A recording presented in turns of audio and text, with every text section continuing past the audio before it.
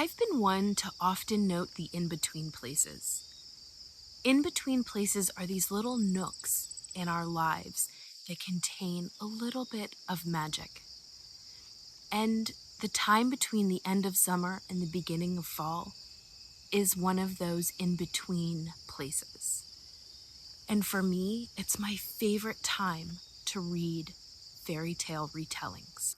Fairy tales have enough magic in them that in a retelling, it can just tinge it or it can be doused in magic.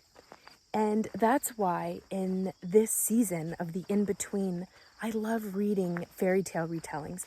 And this year, I decided to read Beauty and the Beast retellings.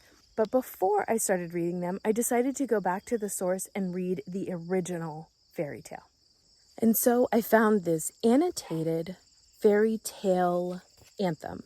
And I read Beauty and the Beast. I learned all about how it's a French fairy tale. And I also discovered that East of the Sun and West of the Moon is another fairy tale very similar. It's Norwegian in origin, but still very similar. And I made sure that I really steeped myself in here is the original version. And so after reading those retellings, I wanted to share with you my thoughts on them, maybe share a little bit of what I loved and maybe what I didn't like as much. And I thought, what better way to do that than to bring you along with this day where it really feels like the end of summer. It has that heat and the smoldering, but it also feels like the beginning of fall with the insects and the trees changing color. And so, join me.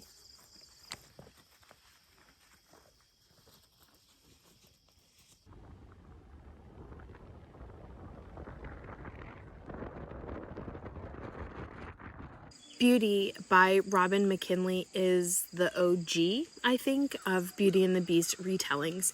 It was written in 1978, and a lot of the retellings that I read actually referenced that book as kind of something that they read to help get ideas. And honestly, looking at seeing that Disney made their movie after that was written, since it was written in 1978, I really think that Disney took some license with pulling from parts of that story to make their movie.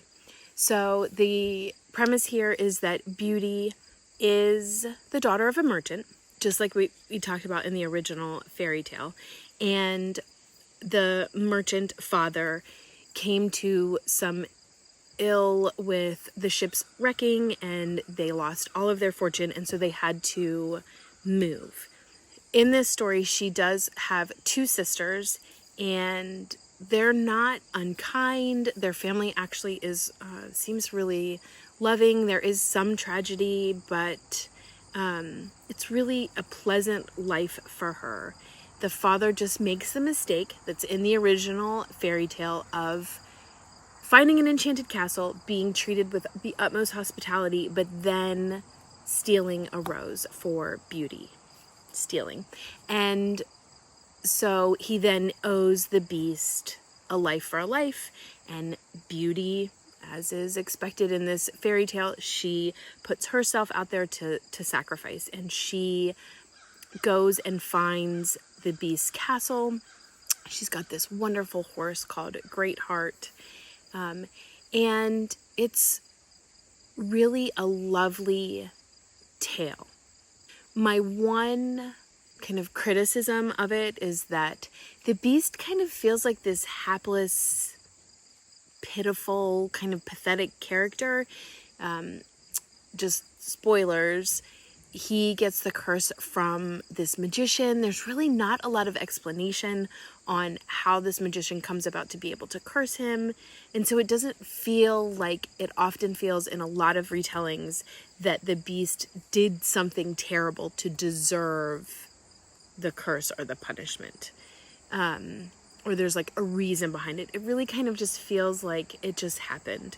But Robin McKinley is, you know, she has written so many fairy tale retellings, and she's really well known for that, and she does it well.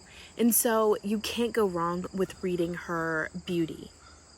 So the next retelling that I read is a short story in The Bloody Chamber by Angela Carter, and the story is called The Courtship of Mr. Lion. Now, I've never read any Angela Carter. I've put a few of her books on my TBR, and I thought, oh, well, I'll read the Bloody Chamber short stories and see what I think. And I really was not impressed with her writing. So this was written in 1979, so 1 year after Beauty by Robin McKinley. And probably because it was a short story, it really didn't go into enough depth. So this is a broken promise, then kind of brings the curse onto the beast. And he's more feline, hence the name Mr. Lion. And I felt like there were missing pieces in the story where it kind of jumped in the plot, and it just really was not satisfying. I do want to give Angela Carter another chance and maybe read one of her other longer novels, but as far as the short stories that I read in The Bloody Chamber, I just didn't really feel like it was a fulfilling Beast and Beauty retelling.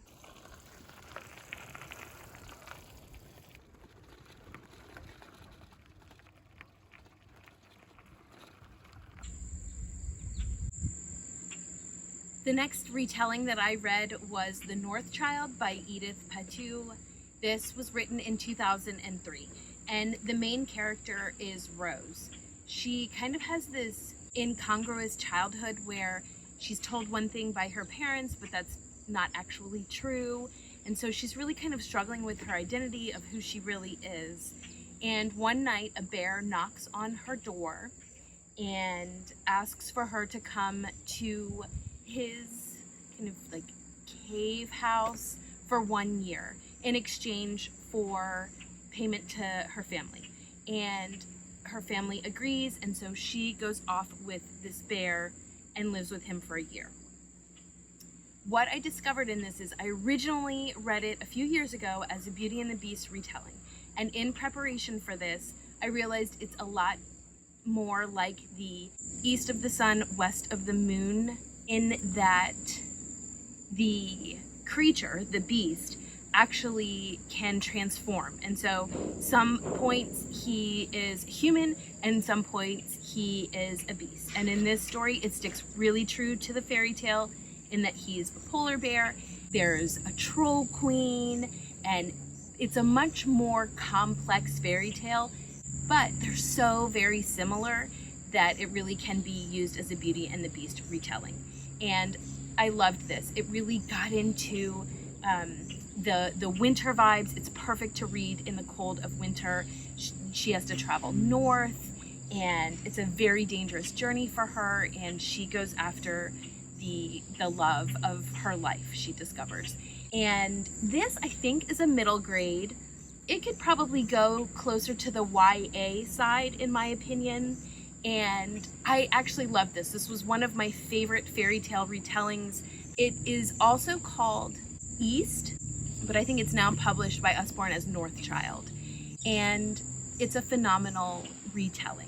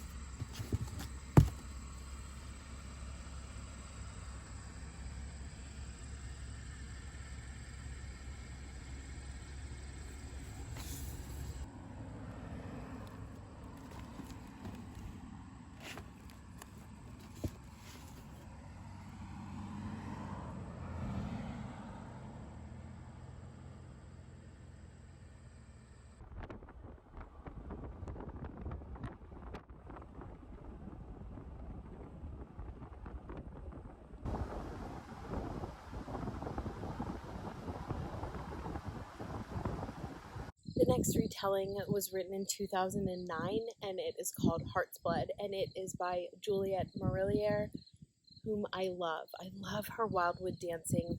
I've read a lot of her books, and her fairy tale retellings are my favorite. So in Heartsblood, we have our main character, Katrine, and unlike the traditional French fairy tale, she does not leave a loving family. In fact, it's the complete opposite. She is not kidnapped, but instead she leaves an abusive situation and ends up stumbling upon Whistling Tor, which is this enchanted but really cursed forest and castle area. And when she arrives, she is allowed to stay by the king of this Whistling Tor, and that is Annulan. And she discovers and kind of unpacks what the actual curse is. Her job is to translate old documents. She can read Latin and she can write, and that gives her the ability to take care of this job for him. So in typical Juliette Marillier style, there is sorcery, there are spells that are being kind of written and figured out. There are spirits and the undead, and there's a mystery in it to kind of figure out what is going on, and it's a really phenomenal tale, and it is right there in the middle of one of my favorite Beauty and the Beast retellings.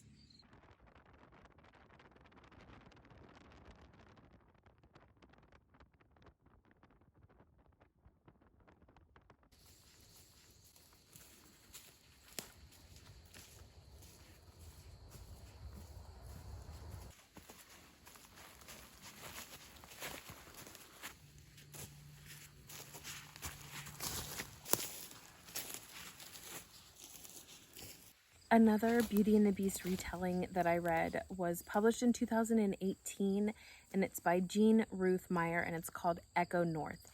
It is a YA novel about a girl named Echo who loses her mother, I think in childbirth, and is raised by her father. She has an older brother, and they adore each other.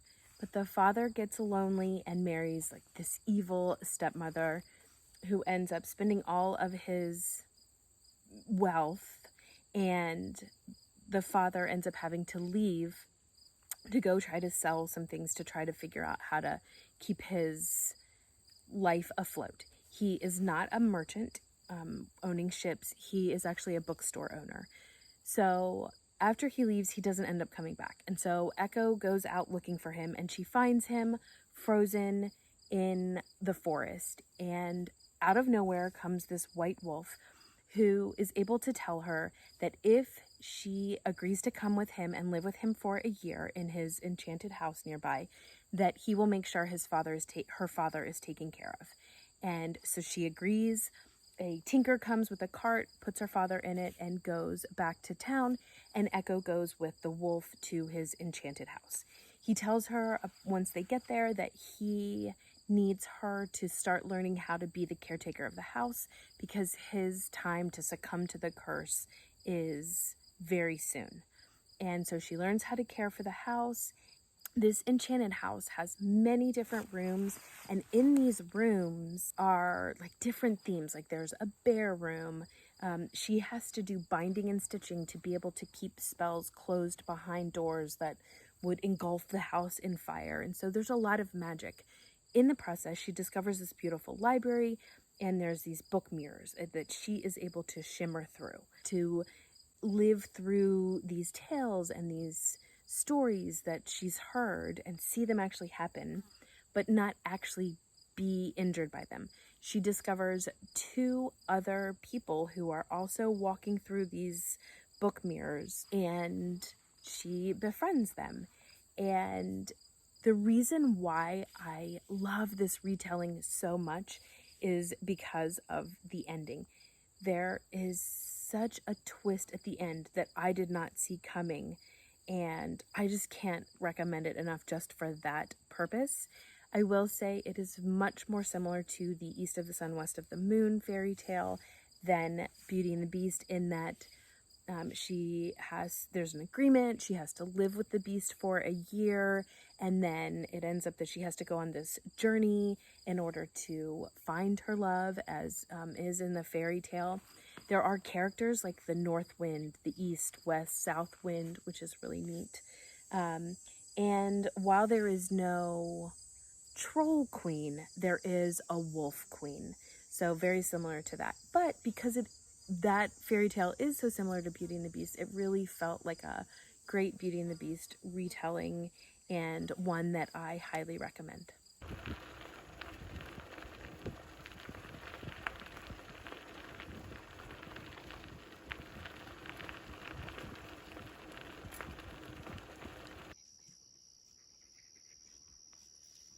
So the next retelling that I want to share with you was written in, or published in 2017, and it is called Heart of the Fae. And then there's a second book, it's a duology, and it's called Veins of Magic, and it's written by Emma Hamm. So I looked for this book in the library and on Scribd, and I couldn't find it anywhere, except I was able to get it on Audible. I kind of wish I had a paper copy, but so far I just listened to the audio, and it was by far one of my favorite retellings ever, not just Beauty and the Beast. So our main character is Sorka. She is a healer for her town, and her desire is to cure the blood beetle plague that is plaguing humans. When it started to describe this actual plague, it was at the beginning of the book, and I was like, ooh, I don't know if I can continue. It's pretty gross, and I don't handle gross very well. But I kept going with it, and that really, you kind of get past the gory details of it. And she ends up going on a quest to be able to find this elixir that will be able to heal humans of this plague, and through that, she manages to get to this forbidden, enchanted island on which Stone lives. Stone is this fae that is a beast, because every time he gets an injury or a cut, crystals grow back. There's a whole reason behind it. The world building in this duology is phenomenal, and I just loved it so much. And by the time I got to the end, it was satisfactory, but I didn't have that happily ever after that I was looking for, and so I continued in Veins of Magic. This really kind of upends some of those traditional views that we have of fae and druids and enchantress and all of that. The thing that I loved also is that it really addressed the caste system between the higher fae and the lower fae, and really kind of talked about making people be more equal and being respected and not just used for slave labor. So it was a really great retelling of Beauty and the Beast. I highly recommend it. And then the last one was published in 2022, and it is called The Enchanted Thorns. And this is by Helena Rookwood. And our main character is Aster, and it's also very high fantasy. So these last two are high fantasy. Aster is also a healer, a green witch, and she manages to be chosen. There's this yearly choosing of the young, beautiful female human that needs to get sent to this fae beast. And she ends up going to, again, this enchanted castle. She can't see any of the help, the other fae that are helping him and his servants, but her job is to heal the enchanted roses that are growing outside of the castle. And through her developing relationship with the beast, she learns his story, she learns why there's the curse, and she comes into her own and her own magic. And I also loved this retelling as well. Thanks so much for joining me on my day enjoying the end of summer and beginning of fall. I enjoyed so much going for lovely drives and bike rides and hiking, and I've especially chosen this magical enchanted wood to end my video on. So please feel free to leave down below any of the retellings that you have loved of Beauty and the Beast that maybe I didn't mention here, or even just share any of your favorite retellings or authors who do a lot of fairy tale retellings. I'm always looking for more to read. Until next time.